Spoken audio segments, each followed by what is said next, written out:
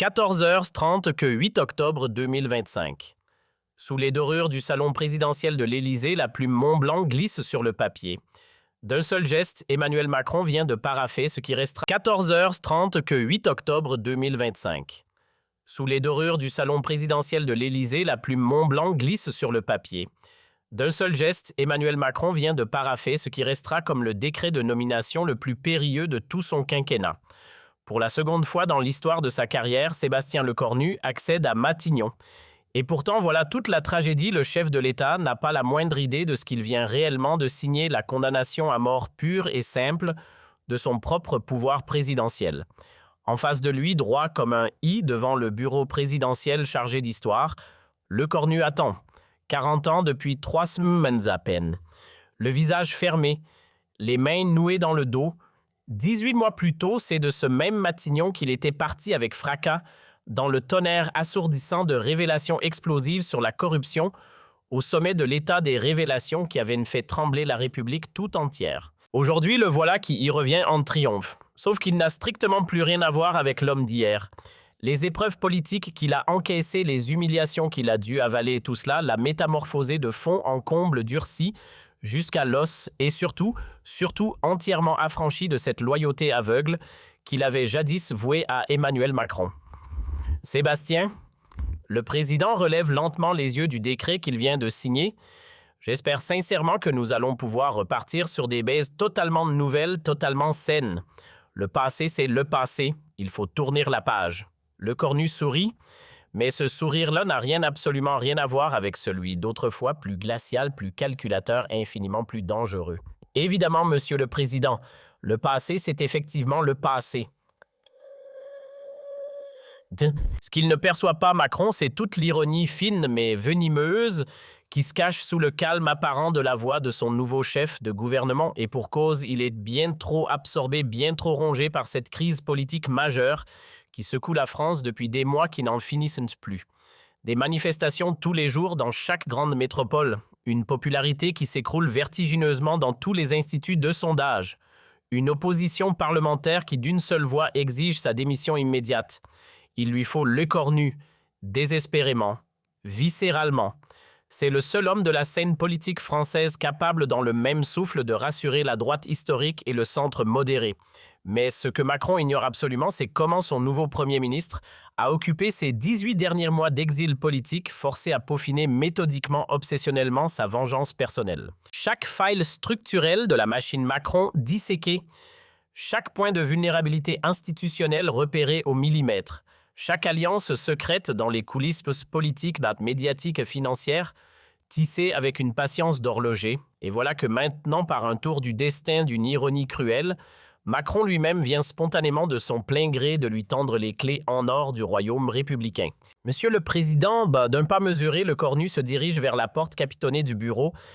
Il va me falloir une carte blanche absolue pour composer mon gouvernement selon mes propres critères. Bien entendu, la réponse fuse. Immédiate. Macron est visiblement soulagé, cette nomination vient à point nommé résoudre ses problèmes les plus pressants. Vous avez ma confiance la plus totale et mon soutien indéfectible. Parfait. Un sourire imperceptible se dessine au coin des lèvres de Lecornu. Votre confiance totale vraiment. Nous verrons bien, Monsieur le Président, ce qu'elle pèsera le moment venu. Dans les couloirs feutrés de l'Élysée, les conseillers présidentiels s'agitent déjà. Nerveusement, cette nomination surprise, tout le monde en mesure le risque. Rappeler Lecornu, c'est un pari politique de funambule et ils le savent tous parfaitement. Mais soyons lucides, Macron objectivement n'avait plus aucune autre option sur la table. La France était devenue littéralement ingouvernable sous le poids des grèves à répétition et Lecornu restait désormais le seul à posséder cette double légitimité morale et technique indispensable pour tenter de remettre un semblant d'ordre dans la République. Monsieur le Président, quelques heures auparavant, dans ce même bureau, le chef de cabinet présidentiel avait laissé transparaître son inquiétude. Êtes-vous absolument certain que Lecornu soit le bon choix stratégiquement parlant? Après tout ce qui s'est passé entre vous après ces révélations publiques, justement, Macron avait répliqué avec cette assurance retrouvée de celui qui pense avoir mis la main sur la solution miracle. Lecornu connaît l'intégralité de mes secrets les plus compromettants Et c'est précisément pour ça qu'il ne prendra jamais le risque insensé de les balancer une seconde fois. C'est notre assurance mutuelle, notre équilibre de la terreur à nous deux. Il ne peut plus me trahir sans se détruire lui-même dans la foulée. Le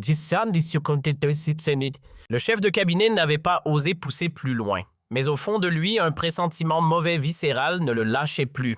Cela faisait plus de 15 ans qu'il côtoyait personnellement Lecornu dans les cercles politiques parisiens, et il savait de manière tout à fait certaine que l'ancien locataire de Matignon n'appartenait absolument pas à cette catégorie d'hommes qui tournent facilement la page sur une trahison personnelle. Surtout quand la dite trahison s'était jouée en place publique dans l'humiliation la plus totale. Le soir même de son retour officiel, Lecornu prenait ses quartiers avec cérémonie dans ses anciens bureaux prestigieux de Matignon rue de Varennes. Matériellement, absolument rien n'avait bougé depuis son départ forcé, les mêmes meubles d'époque soigneusement cirés, les mêmes toiles de maître accrochées aux murs lambrissés, la même vue panoramique apaisante sur ses jardins à la française entretenus à la perfection. Seulement voilà lui avait changé, radicalement, profondément et cette fois-ci définitivement, sa toute première convocation, son ancien directeur de cabinet. Un homme brutalement écarté de l'administration au lendemain des révélations explosives de 2024 et qui depuis macérait dans l'amertume d'un exil professionnel parfaitement injuste. Mon cher ami, la voix de Lecornu prend un ton solennel à l'instant même où l'homme pénètre dans ce bureau directorial qu'il connaît par cœur. J'espère sincèrement que vous avez précieusement conservé tous les dossiers sensibles que je vous avais explicitement demandé de garder en lieu sûr. Un sourire. Le sourire de celui qui attend ce moment de vérité depuis une éternité. Tout est religieusement là, monsieur le Premier ministre. Chaque document compromettant, chaque enregistrement audio secret, chaque preuve accablante, tout est stocké, classé, répertorié au millimètre. Parfait, et cette fois, nous allons les utiliser de manière radicalement différente, infiniment plus subtile. Comment cela, monsieur le Premier ministre? Et la première fois, j'ai balancé publiquement les secrets les plus noirs du président sur un coup de colère, pure soif de revanche immédiate, erreur tactique monumentale. Cette fois-ci, je vais m'en servir intelligemment pour le contrôler de bout en bout pour le faire travailler à mon service progressivement. Le plan machiavélique de Lecornu d'une simplicité diabolique, d'une efficacité redoutable. Au lieu de démolir Macron en place publique comme il l'avait fait brutalement en 2024, plongeant le pays dans un chaos politique généralisé, il allait cette fois maintenir le président en vie politiquement, mais sous sa coupe personnelle. Absolue, invisible. Le président allait progressivement se muer en marionnette docile pendant que lui, depuis les bureaux feutrés de Matignon, tirerait discrètement toutes les ficelles du pouvoir réel. Le lendemain matin, dès 8 heures, Lecornu se met méthodiquement à la composition de son nouveau gouvernement. Sauf que, contrairement à toutes les attentes légitimes, contrairement à tous les usages constitutionnels de l'Élysée, il ne consulte pas Macron. Pas une seule fois. Il nomme qui il veut, quand il le veut, aux fonctions qu'il veut, selon ses seuls critères personnels et politiques. Monsieur le Premier ministre, vers midi, le chef de cabinet présidentiel l'appelle une pointe d'inquiétude dans la voix. Le président souhaiterait vivement discuter personnellement avec vous de vos choix ministériels, avant toute officialisation. Vous direz respectueusement au président que mes choix gouvernementaux sont définitivement arrêtés, non négociables. La réponse tombe sèche sans même qu'il lève les yeux de ses dossiers. S'il a la moindre objection à formuler, qu'il les couche noir sur blanc, par écrit, avec ses arguments détaillés. À l'Élysée, cette réplique brutale, sans le moindre appel possible, fait l'effet d'une véritable bombe diplomatique. Jamais, mais vraiment jamais, dans toute l'histoire de la Ve République, un Premier ministre fraîchement nommé n'avait osé défier aussi ouvertement, aussi publiquement l'autorité présidentielle traditionnelle. Résultat, Macron convoque Lecornu en urgence dans son bureau présidentiel l'après-midi même. « Sébastien, il faut qu'on se parle, sérieusement. Vous ne pouvez pas former votre gouvernement sans me consulter en amont, c'est contraire à l'ensemble de nos usages constitutionnels. » En face, Lecornu, installé très calmement dans le fauteuil Louis XV qui fait face au bureau présidentiel. Il croise posément les jambes et plante son regard droit dans celui de Macron.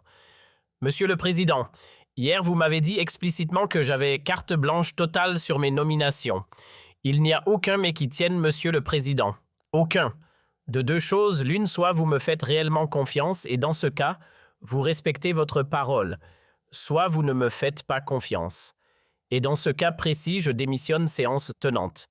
Et dans la foulée, je révèle à toute la presse française les véritables raisons, les raisons secrètes pour lesquelles vous m'avez vraiment rappelé à ce poste. Le chantage politique est là, explicite, direct, imparable. Macron pâlit visiblement, ses mains deviennent moites. Qu'est-ce que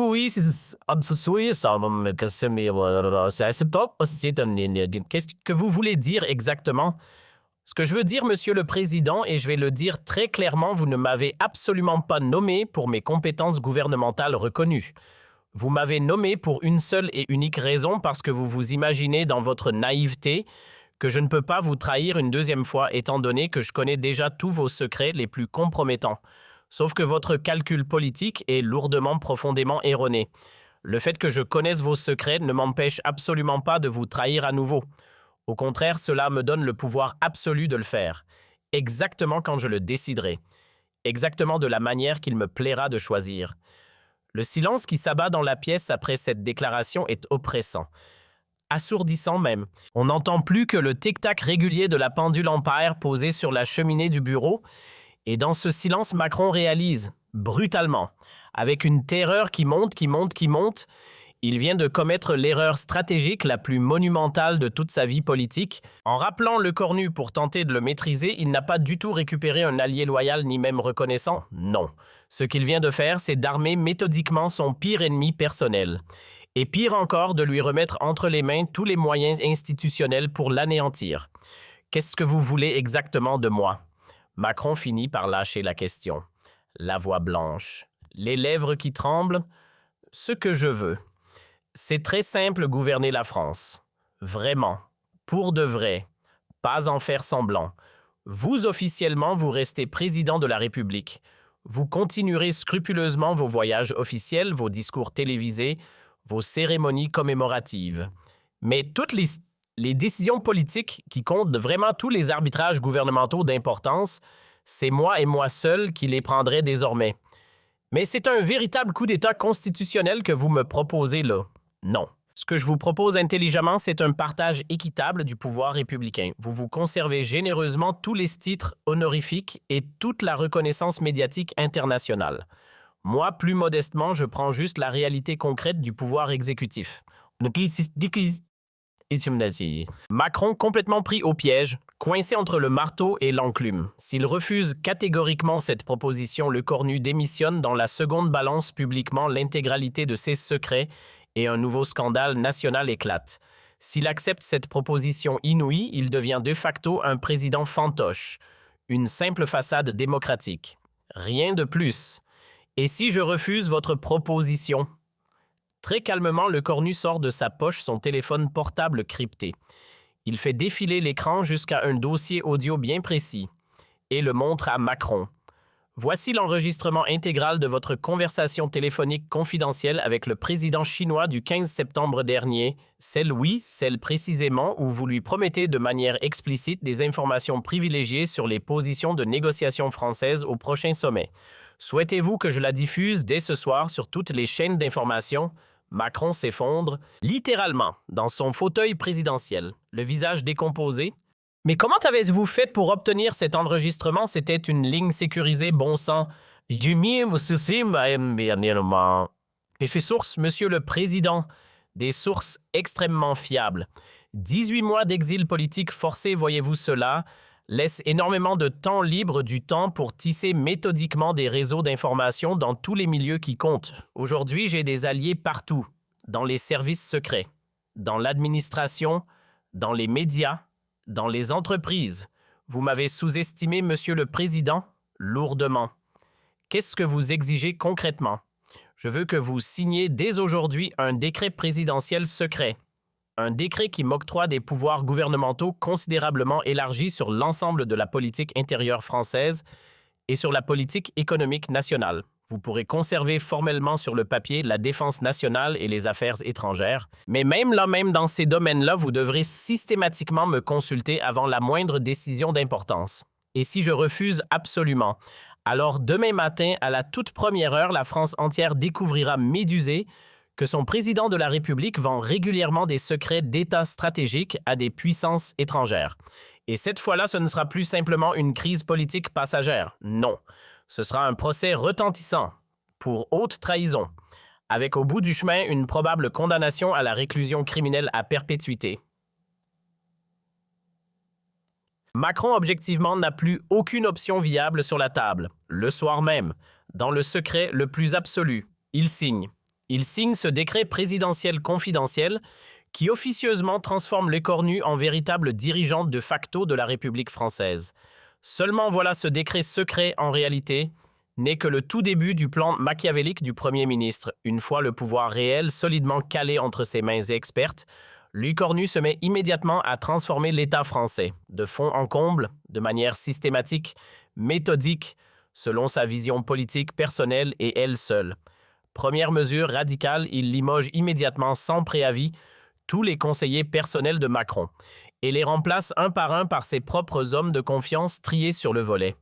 L'Élysée se mue progressivement en coquille vide. Impressionnante certes, mais totalement inoffensive. Un président officiellement maintenu en poste, mais dépouillé de tous ses principaux leviers de pouvoir réel. Deuxième mesure stratégique, toutes les décisions gouvernementales importantes, il les centralise. Autoritairement. À Matignon, rien qu'à Matignon, tous les ministres, sans la moindre exception, ne rendent désormais plus compte qu'à une seule et unique personne, lui. Jamais au président de la République. Troisième mesure, cette fois-ci d'ordre sécuritaire, il met discrètement en place un système de surveillance électronique totale autour de Macron.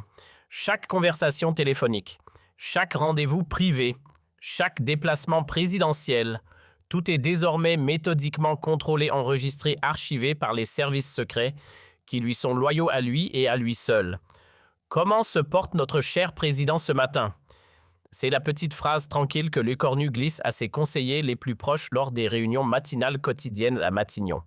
Il semble qu'il s'habitue progressivement à sa nouvelle situation politique, monsieur le Premier ministre. La réponse tombe accompagnée d'un sourire complice, un sourire satisfait, le sourire d'un directeur de cabinet qui savoure. Pendant ce temps, côté opinion publique, les Français assistent quotidiennement à un spectacle politique de plus en plus étrange, de plus en plus inexplicable même. Le président Macron, jour après jour, semble s'effacer davantage, absent, presque inexistant. Tandis qu'en face, le Premier ministre Lecornu prend visiblement à lui seul toutes les initiatives politiques qui comptent toutes les décisions gouvernementales d'envergure. Les médias prudemment évoquent une cohabitation inhabituelle. Sauf qu'en réalité, ce qui se joue là va beaucoup plus loin que ça. Bien plus profond, bien plus grave. Parce que Lecornu, lui, ne se contente absolument pas de gouverner le pays au quotidien. Non, il le transforme. Radicalement, irréversiblement, selon ses idées politiques personnelles les plus audacieuses. Réforme fiscale révolutionnaire, restructuration administrative de fond en comble, nouvelles alliances internationales et pas celles qu'on attendait. En quelques mois à peine, ce qu'il a réussi à mettre en œuvre en termes de réformes structurelles d'importance dépasse le bilan de 5 années pleines du mandat présidentiel précédent. Et voilà le plus ironique dans toute cette situation ahurissante, ces réformes à la mode lecornienne sont massivement plébiscitées par les Français. Massivement. Semaine après semaine, les cotes de popularité de Lecornu grimpent spectaculairement. Pendant qu'en miroir exact, celle de Macron s'effondre inexorablement dans les abîmes les plus profonds de l'impopularité. Monsieur le Premier ministre, un jour, lors d'une conférence de presse à Matignon, un journaliste politique finit par poser tout haut la question. On a de plus en plus l'impression que c'est vous qui dirigez réellement la France, plus le président. Qu'en pensez-vous? Je dirige la France en étroite collaboration avec Monsieur le Président de la République. La réponse tombe diplomatique à souhait avec le sourire le plus innocent du monde. Nous formons ensemble une équipe gouvernementale parfaitement soudée, parfaitement complémentaire. Sauf que dans les cercles politiques parisiens, tout le monde, absolument tout le monde, sait parfaitement de quoi il retourne. Ce n'est qu'un mensonge poli, rien d'autre. Macron, c'est désormais officiel, il est devenu un simple figurant décoratif dans son propre régime constitutionnel. Un faire-valoir présidentiel. 6 mois à peine après cette rénomination providentielle, Lecornu a accompli l'exploit politique qu'on croyait rigoureusement impossible de diriger effectivement la France sans en être officiellement le chef de l'État. Tranquillement, subtilement, il a métamorphosé le régime présidentiel français en régime parlementaire de fait, avec lui-même évidemment dans le rôle du véritable Premier ministre tout-puissant, du leader incontesté. De son côté, Macron, complètement impuissant, assiste en spectateur à sa propre marginalisation politique, progressive, inexorable, prisonnier de ses secrets les plus compromettants, surveillé en permanence par les hommes de confiance de l'écornu, espionné jusque dans ses conversations les plus privées, il n'est désormais plus qu'une façade démocratique de prestige et rien d'autre. Mais comment ai-je pu être aussi stupide, aussi naïf? C'est la question qu'il se pose quotidiennement désormais, en regardant mélancoliquement les jardins de l'Élysée depuis son bureau présidentiel. Un bureau progressivement déserté par tous ses conseillers historiques. Il avait cru lui pouvoir utiliser l'écornu, le manipuler comme un simple instrument politique, et voilà que c'est finalement l'inverse qui s'est produit. C'est l'écornu qui l'utilise, qui le manipule comme une marionnette. Un an très exactement après cette rénomination fatale, la métamorphose politique est absolument totale, irréversible. La France est désormais dirigée de facto par un Premier ministre omnipotent et omniprésent, et par un président fantoche purement décoratif. Et personne dans l'opinion publique ne peut légalement rien y faire. Rien. Parce qu'officiellement, constitutionnellement, tout est parfaitement légal, parfaitement républicain. Ce que l'écornu vient de réussir magistralement, c'est tout simplement le coup d'État le plus subtil, le plus intelligent, le plus diaboliquement efficace de toute l'histoire politique moderne. Il a pris le pouvoir, totalement, sans la moindre violence, sans la moindre révolution, sans le moindre bruit médiatique, rien. Juste en utilisant brillamment trois choses, son intelligence, sa patience infinie et les faiblesses psychologiques de son adversaire. Officiellement, oui, Macron reste président de la République française, juridiquement, constitutionnellement. Mais dans la réalité politique concrète, celle qui compte vraiment, il n'est absolument plus rien d'autre qu'un symbole creux, un symbole vide. L'ancien président tout-puissant avait voulu contrôler entièrement l'écornu. Il finit contrôlé intégralement par ce même l'écornu. La revanche personnelle du Premier ministre n'est pas seulement totale, elle est parfaite, elle est subtile, elle est définitive. Et voilà ce qui reste le plus saisissant dans toute cette extraordinaire histoire politique, c'est Macron lui-même, de ses propres mains, qui a signé le décret scellant sa propre perte de pouvoir. C'est lui qui a tendu les clés du royaume à son pire ennemi en croyant sincèrement pouvoir l'amadouer. L'arroseur arrosé, le manipulateur manipulé, le maître devenu esclave. Et trônant au-dessus de tout cela, l'écornu qui règne désormais sans partage sur la France en toute légalité républicaine, s'il vous plaît. Mais attention, l'histoire de cette prise de pouvoir hors norme ne s'arrête absolument pas là. 3 mois après avoir solidement établi sa domination totale sur Macron, l'écornu décide de pousser son plan machiavélique un cran plus loin. Il ne lui suffit plus désormais de contrôler simplement le président. Non! Ce qu'il veut maintenant, c'est éliminer tous ses rivaux politiques potentiels. Tous. Et verrouiller pour longtemps son hégémonie sur l'ensemble de la classe politique française. 15 janvier 2026, dans son bureau de Matignon-le-Cornu, organise une réunion secrète. Autour de la table, les dirigeants des principaux partis d'opposition, la chef du Rassemblement national, le leader de la France insoumise, le président des Républicains. Chacun d'entre eux avait reçu quelques jours plus tôt une invitation mystérieuse, accompagnée d'une seule et unique phrase « Nous avons des intérêts communs à discuter. Mesdames et messieurs, une fois tout le monde installé dans le salon bleu de Matignon-le-Cornu, ouvre la séance. Je vous ai réunis ici aujourd'hui parce que nous partageons tous une chose en commun. Une chose très précise, nous avons tous à un moment ou à un autre de nos carrières respectives été trahis par le président actuel. » Les sourcils de la chef du Rassemblement national se froncent. « Monsieur le Premier ministre, où voulez-vous en venir très exactement? Ce que je veux vous proposer, c'est un pacte, un accord. Un accord qui nous permettrait à tous autour de cette table de gouverner la France selon nos convictions respectives, sans avoir à subir plus jamais les caprices d'un président déconnecté du réel. » Le leader de la France insoumise réagit à son tour et comment concrètement comptez-vous vous y prendre?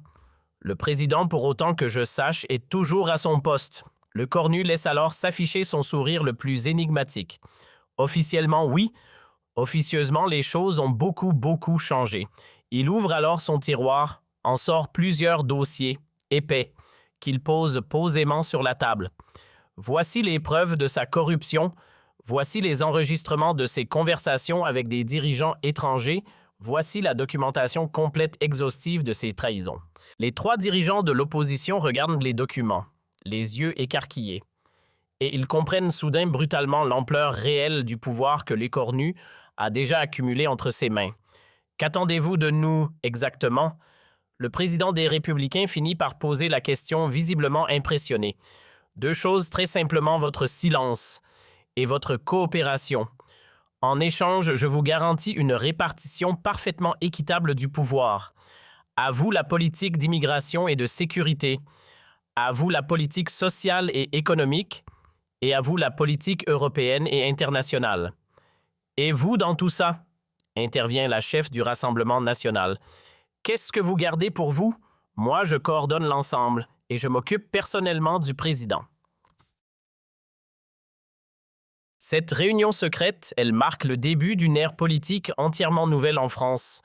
Pour la toute première fois dans l'histoire de la Ve République, l'opposition accepte de collaborer avec le pouvoir en place. Pas par conviction, non, mais par pur opportunisme. Et par cette soif dévorante de revanche contre le président actuel. Dans les semaines qui suivent, les Français assistent à un spectacle politique absolument inédit. Les critiques de l'opposition contre le gouvernement se font de plus en plus tièdes, de plus en plus molles. Les débats parlementaires perdent progressivement toute leur virulence d'antan. Une étrange sérénité politique s'installe dans le pays. Une sérénité que les médias interprètent bien candidement comme une forme de pacification du débat démocratique. Mais en réalité, dans la coulisse derrière le décor, le Cornu est en train de bâtir méthodiquement un système politique entièrement inédit, un système où tous les partis traditionnels coopèrent docilement sous son autorité suprême, pendant que de l'autre côté de la scène, le président n'est plus qu'une façade, purement décorative. Mais voilà le plus impressionnant dans tout ça, ce système fonctionne. Et il fonctionne remarquablement bien. Les réformes s'enchaînent à un rythme accéléré. La France se modernise à une vitesse inédite et l'opinion publique dans son ensemble est globalement satisfaite de cette efficacité gouvernementale enfin retrouvée. Mais comment fait-il? C'est la question que se pose en observant cette transformation un journaliste d'un grand quotidien national. Comment diable arrive-t-il à faire accepter à la chef du Rassemblement national et au leader de la France insoumise de travailler ensemble main dans la main? La réponse, elle tient en un mot. Le Cornu a passé des mois entiers à collecter patiemment, méthodiquement des informations compromettantes sur absolument tous les dirigeants politiques français. Il sait que la chef du Rassemblement national dissimule des comptes à l'étranger. Il sait que le leader de la France insoumise a menti sur ses revenus déclarés. Il sait que le président des Républicains a bénéficié par le passé de marchés publics arrangés. Chacun autour de la table est tenu solidement par ses propres secrets. Au printemps 2026, 6 mois tout juste après la formation de cette alliance occulte, la France est devenue un pays totalement différent. Officiellement, c'est toujours une démocratie présidentielle classique comme avant. Officieusement, c'est une oligarchie, dirigée d'une main de fer par Le Cornu, avec la complicité forcée et muette de toutes les formations politiques du pays. Macron, de son côté, sombre progressivement, dans une dépression profonde, privé de tout pouvoir réel, surveillé en permanence, humilié jour après jour. Il n'est plus désormais que l'ombre de lui-même. Ses proches collaborateurs commencent à s'inquiéter sérieusement de son état psychologique. « Mon chéri », son épouse parfois ose lui glisser cette phrase. « Tu devrais peut-être envisager de démissionner. Cette situation est en train de te détruire. » « Je ne peux pas. » La réponse sort faible, éteinte. « Si je démissionne, il révèle tout. Ma réputation sera anéantie pour l'éternité. Mais ta santé mentale dans tout ça? » Ma santé mentale, c'est le prix que je dois payer, le prix de mes erreurs passées. Cette conversation, comme absolument toutes les autres dans cette maison, est méthodiquement enregistrée par les services fidèles à Le Cornu. Le premier ministre, lui, sait exactement dans quel état se trouve le président, au millimètre, et il en tire une satisfaction profonde, silencieuse. Mais attention, il a encore une carte dans sa manche. Une dernière. En juin 2026, Le Cornu décide de franchir l'étape ultime de son plan, éliminer définitivement Macron de l'équation politique. Pas par un scandale public cette fois, non. par une démission volontaire. Et il met alors en place une mise en scène parfaite. Premier acte, il fait fuiter dans la presse des rumeurs persistantes sur l'état de santé du président. Deuxième acte, il fait circuler l'information selon laquelle Macron souhaiterait se retirer de la vie politique pour des raisons personnelles. Troisième acte, il convoque Macron pour une dernière confrontation dans le bureau présidentiel. Monsieur le Président, le Cornu s'installe confortablement dans le fauteuil qui fait face au bureau présidentiel. Je crois qu'il est temps pour vous de prendre une décision courageuse. Laquelle? La voix de Macron est éteinte, déjà presque inaudible. Démissionnez pour le bien du pays et pour votre propre bien aussi. Et si je refuse, alors je révèle tous vos secrets. Mais cette fois, attention, je vais le faire progressivement. Jour après jour, pendant des mois entiers, votre agonie sera longue, douloureuse, très douloureuse. Macron tourne la tête. Son regard se perd par la fenêtre sur les jardins de l'Élysée qu'il s'apprête à quitter. Vous avez gagné, Sébastien. Vous avez complètement gagné. Mais la vraie question, Monsieur le Président, c'est celle-ci. Voulez-vous partir dignement ou voulez-vous être traîné dans la boue jusqu'au dernier jour? Et si je démissionne, qu'est-ce qui se passera concrètement? Vous conservez votre honneur officiel. Intact. Je ne révèle rien. Absolument rien. Vous pourrez même, si le cœur vous en dit, écrire vos mémoires, en présentant votre propre version des faits, à votre guise.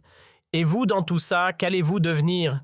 Moi, je vais devenir ce que j'ai toujours voulu être, depuis le début, le véritable dirigeant de la France. 30 juin 2026, Emmanuel Macron annonce officiellement sa démission. Motif invoqué raison de santé et volonté de permettre un renouvellement démocratique.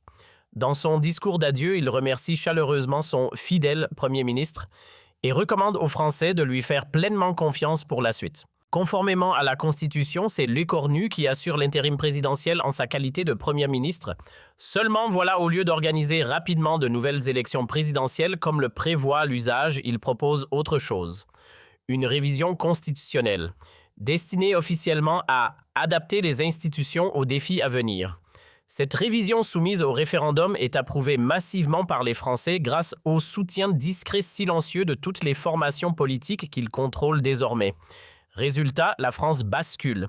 Elle devient un régime parlementaire. Le Premier ministre y devient le véritable chef du pouvoir exécutif, tandis que le président, lui, n'est plus qu'un chef d'État purement symbolique, élu en plus par le Parlement. Septembre 2026, Sébastien Lecornu est officiellement élu Premier ministre de la toute nouvelle République française, par une majorité écrasante de députés.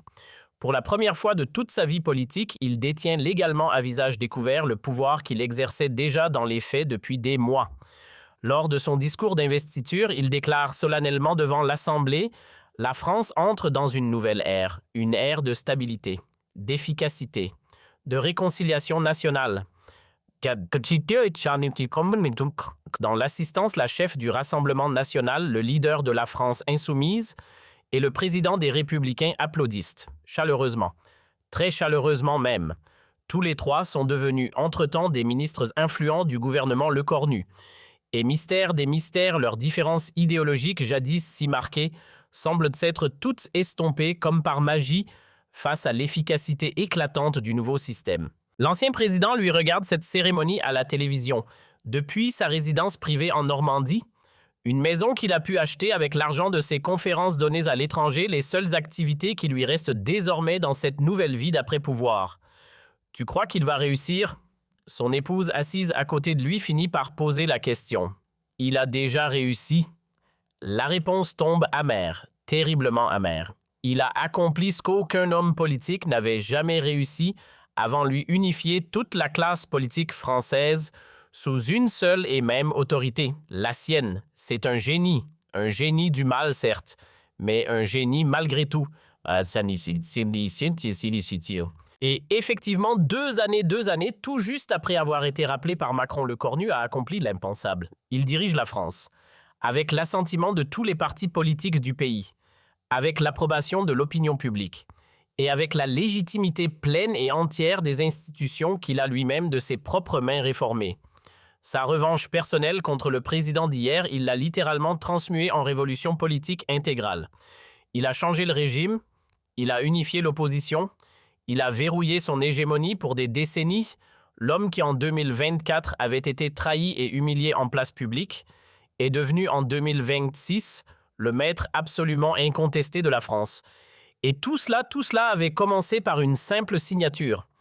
Une simple signature sur un décret de nomination. Un décret qu'Emmanuel Macron avait naïvement cru pouvoir contrôler. L'histoire, la grande histoire...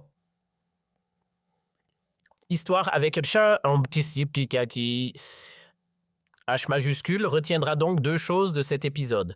Un Macron a commis l'erreur de toute une vie en rappelant Lecornu à ses côtés. Deux, Lecornu a pris cette erreur et il l'a transformée magistralement en véritable chef-d'œuvre politique. Sa revanche n'était pas seulement totale, elle n'était pas seulement complète. Non, elle était devenue avec le temps proprement éternelle. Un an plus tard, en octobre 2027, lors d'une cérémonie officielle organisée au château de Versailles, pour célébrer le premier anniversaire de la Nouvelle République Lecornu, prononce alors un discours. Un discours qui résume avec une précision parfaite l'ensemble de son parcours extraordinaire. Et il y a 3 ans, face à un parterre de dignitaires internationaux, Lecornu prend la parole. « J'étais un homme trahi, humilié, écarté du pouvoir. Aujourd'hui, je dirige un pays unifié, modernisé, respecté dans le monde entier. Et cette transformation, je tiens à le souligner, n'est pas le fruit du hasard. Non, c'est le résultat d'une vision, d'une détermination et surtout d'une patience infinie. Dans l'assistance, les ambassadeurs étrangers prennent des notes. Discrètement, fébrilement, le modèle français à la mode lécornienne intrigue littéralement tous les dirigeants européens. Et la question qui revient en boucle dans les chancelleries du continent, c'est celle-ci.